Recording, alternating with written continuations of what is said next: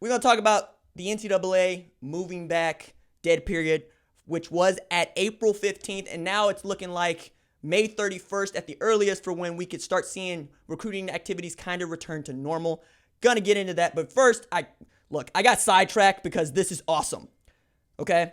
The Athletic had the very smart idea to try to figure out where some of the best movie star athletes of all time are today.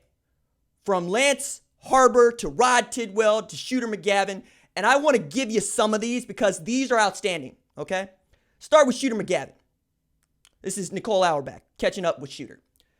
Shooter McGavin currently plays on the PGA Champions Tour, but most of his income comes from television ads he does for competing men's health medication companies.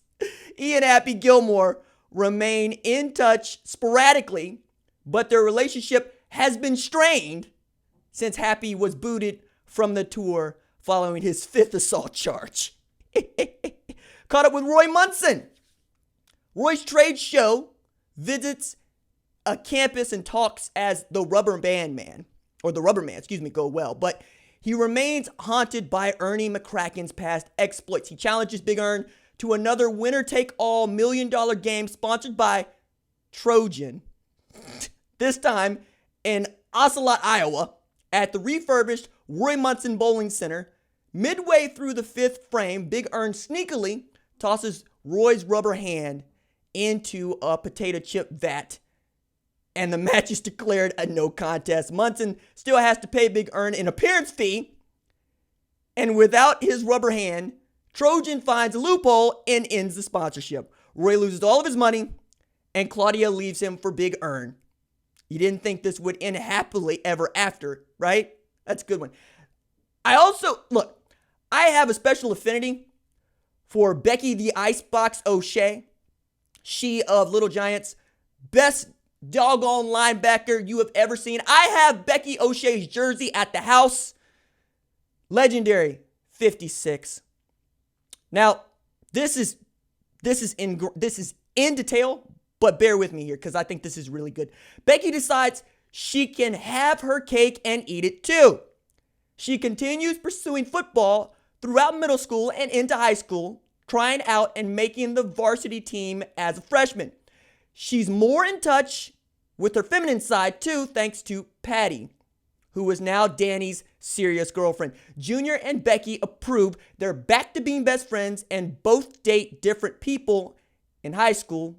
Junior dates a couple of cheerleaders. Becky dates a fellow football player and soccer star. Patty has not only taught Becky which lipstick to wear on a daily basis and which lipstick to wear for formal occasions, but she's also taken her shopping and helped her through the awkward time that is growing pains. Still, Becky plays football. She can't not. She's playing running back, wide receiver, and backup quarterback for most of high school, and occasionally she lines up at fullback just so she could see her dad's reaction in the stands. At first, college coaches are hesitant to recruit Becky because most have never coached a woman, and those who have only had female kickers, not skill players. Then, the ball coach, Steve Spurrier, offers Becky a full ride to Florida to play receiver. Danny and Kevin plan an elaborate commitment ceremony for her at the school, and the whole football team shows up to support her. Junior is in the front row, wearing his Georgia hat. He still hollers when Becky does the Gator Chomp, even though they are now rivals. Tennessee will be pissed once they figure out that Icebox is a girl and not a freezer, Spurrier tells local reporters. Might take them all 4 years to realize that. Becky spends 4 years in Gainesville, shattering the glass ceiling the only way she knows how, by beating up anyone who thinks she's not good enough. She earns her first start during her junior season and catches 4 passes for 124 yards and a touchdown against Georgia that day, world's largest cocktail party. Junior, the Bulldogs starting quarterback, can't help himself and claps on the sideline. He and Becky remain each other's biggest cheerleaders. Becky makes SportsCenter for a one-handed touchdown grab against Florida State. Doubly sweet because Spike, a Seminoles linebacker, is pounding the turf in the background of the shot. On the same day, Danny proposes to Patty. She says yes. Becky cries when she hears the news. She finally has a new mom. All right. So check it. One more because, well, who is not here for the Rod Tidwell? I submit to you, we are all here for the Rod Tidwell. After Rod's big catch against the Cowboys on Monday Night Football, Jerry shows Rod the money. Rod signs a 4-year, $12 million deal to stay with the Arizona Cardinals and set his family up for life. Marcy is both relieved and smug about the final dollar figure since she knew Rod was worth it. Marcy decides to get certified and become an NFL player agent herself. She passes the required exam with flying colors and joins Jerry's growing enterprise. One of her first clients is a quarterback out of the University of Michigan who believes he's being seriously overlooked. Heading into the 2000 NFL draft, the New England Patriots end up drafting him in the 6th round with the 199th overall pick. He is crushed and embarrassed to have fallen so far, but Marcy tells him to stay the course and trust in ownership and a new head coach, Bill Belichick. She would remain his agent during the duration of his Hall of Fame career. Rod decides it's time to retire at the end of 4 years, hanging up his cleats as a Cardinals legend. Fans love his fearlessness and willingness to sacrifice his body over the middle. They clamor for his jersey to be retired. There's a bidding war over Rod's services as he's considered a hot commodity as an NFL analyst. Rod signs with ESPN and becomes the face of its Monday Night Football coverage for much of the next decade. Spares us Booger McFarland and Jason Witten until Good Morning America comes calling. One of Rod's first segments goes viral, involves the Quan, as he teaches the audience what it means and how to identify as an ambassador of the Quan. He brings Jerry out from the audience and regales them with the story of the time he nearly cost himself his career, a whole lot of money, and one of the dearest friends, all in one fell swoop. As Rod gets emotional speaking about serving as Jerry's best man in his marriage to Dorothy, GMA's ratings skyrocket. The show makes Rod one of its permanent hosts. Each Friday morning, he hosts a segment called Help Me, Help You. Eventually, he writes a self-help book with the same title. From that to this, the kiddos want to be Rod Tidwell. The kiddos want to be Shane Falco. The kiddos want to be Jonathan Moxon, coached by Lance Harbor. And now, the only way they have to try to make an impression is by making phone calls. They have to sell themselves. Dead period means that the kiddos can reach out to the coaches. Okay? Dead period means that the conversations are going on in the DMs, in the text messages, on the phone, because everybody's got time. All you're doing is watch a film. And if you can work out at the house and you have that privilege where your parents can afford to build you a home gym or buy you enough things to build a home gym, then you're doing that. And you're showing that you're still trying to get it done. You're showing that you're still in on football. That this pandemic is not going to stop you from doing what you love and pursuing your dream. Also means that folks like Caleb Williams can't take visits. Means that an LSU trip for him doesn't get to take place until at the earliest during the summer. Perhaps we're all looking at everything being reset, and maybe we're looking at July 1st or thereabouts as the time for which we traditionally start to think about football anyway, or the rest of them start to think about football. I think about football full time. But hey, hope. That's what we want here. Yes, we can. We can get through this, even if there is some change. Yes, we can. The news is the Miami Dolphins are reportedly looking at trading up, not to number 3, not to number 2, but to number 1, so that they might have an opportunity to draft Joe Burrow. It is not that Joe Burrow is just an outstanding player in this draft. It's that he plays quarterback, and he's the best quarterback in this draft. The best player in this draft is Chase Young out of the Ohio State. I think we all agree on that. I think we could even make an argument that Isaiah Simmons is the second best player in this entire NFL draft. But because Burrow plays quarterback, we give him a lot more leeway and credence in what we're doing.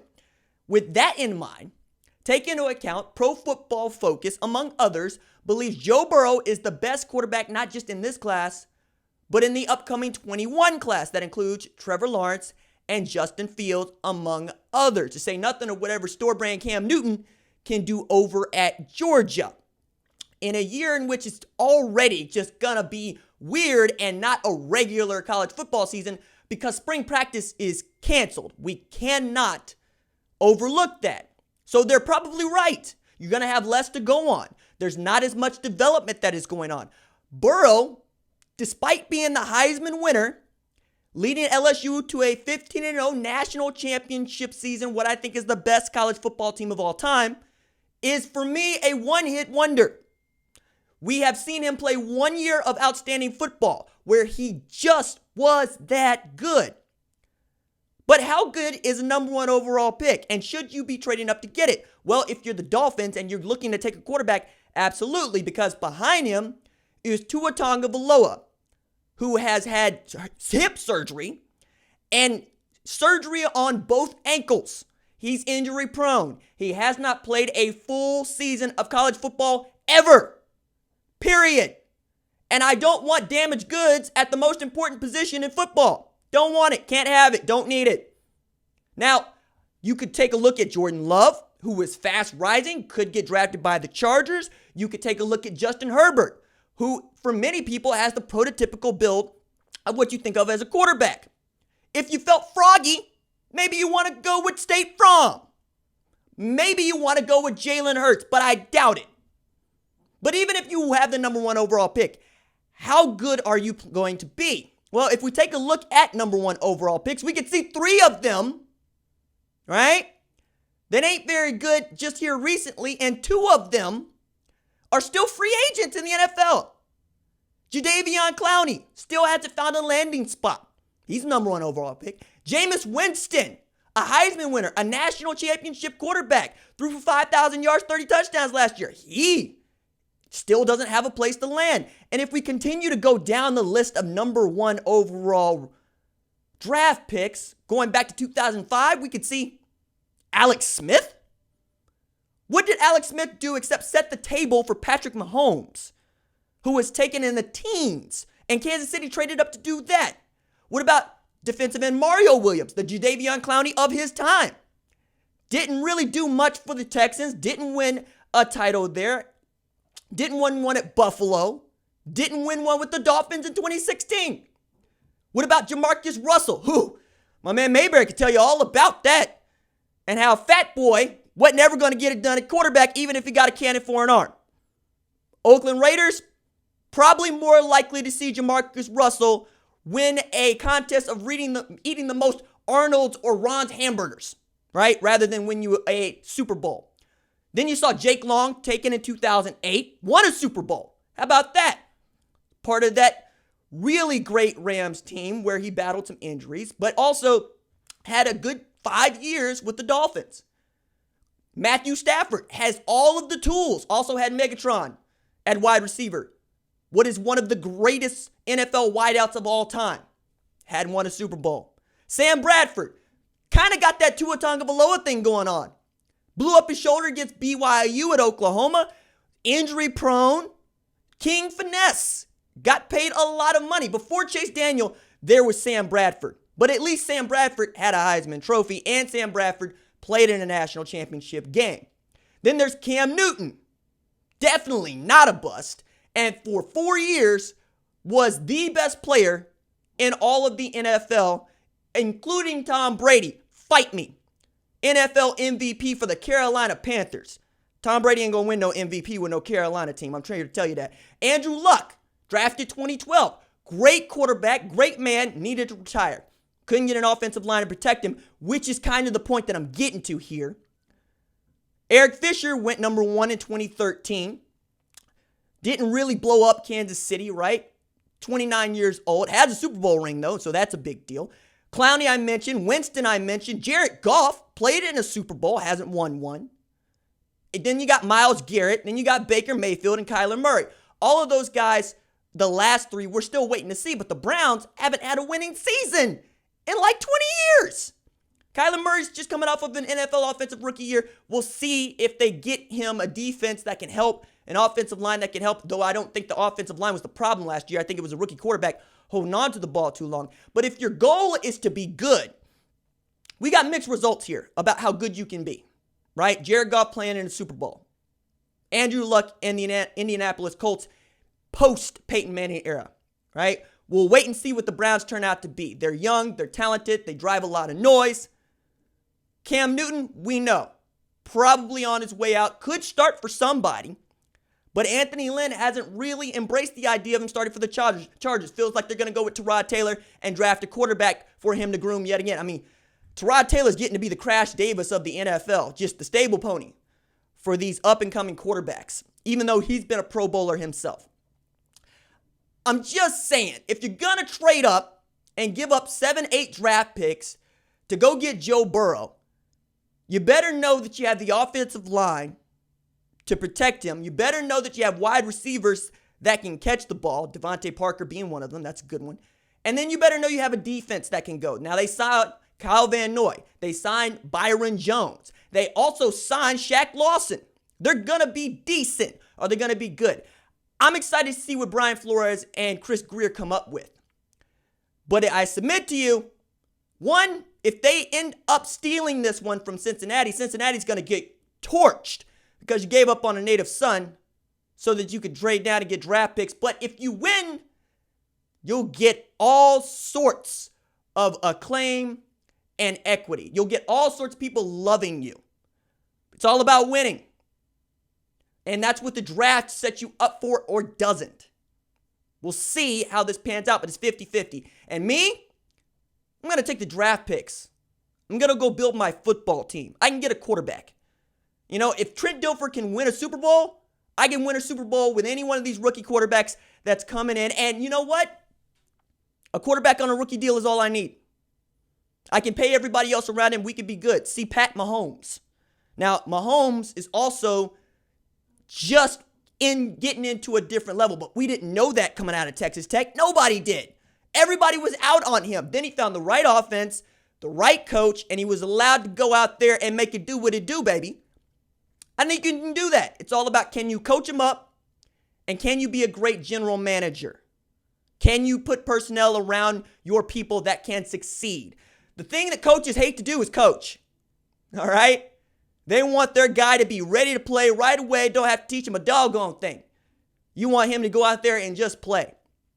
I submit to you, find you the coach that can coach. Find you the general manager that can put together outstanding personnel. You have opportunities to win the whole doggone thing.